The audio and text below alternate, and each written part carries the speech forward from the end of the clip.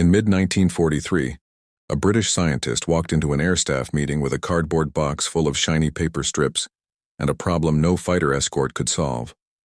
Every night, RAF bombers were being torn apart by German radar-guided night fighters over the Ruhr.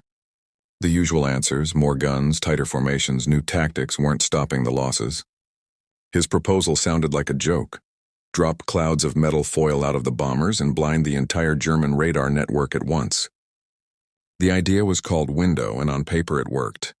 Cut aluminum strips to the right length, tune to the enemy radar wavelength, and you turned the sky into a wall of false echoes. But for a year, British commanders refused to use it. The fear was simple.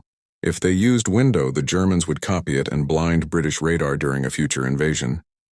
So the box sat on a shelf while bomber crews died. By summer 1943, the numbers were brutal. Losses were unsustainable. Air Chief Marshal Sir Arthur "Bomber" Harris pushed for a decision. Either use window now or admit the night offensive was doomed. The final order from above was as simple as Doolittle's "Fighters are released for window is authorized."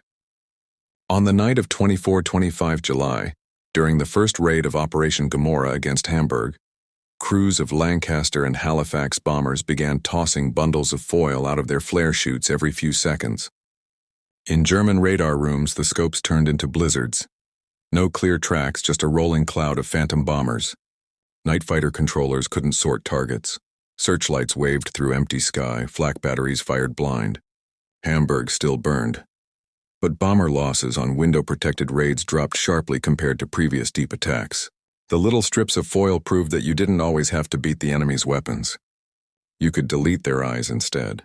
One cardboard box of tinsel did what thicker armor and extra guns couldn't. It gave the bombers a path through the killing zone.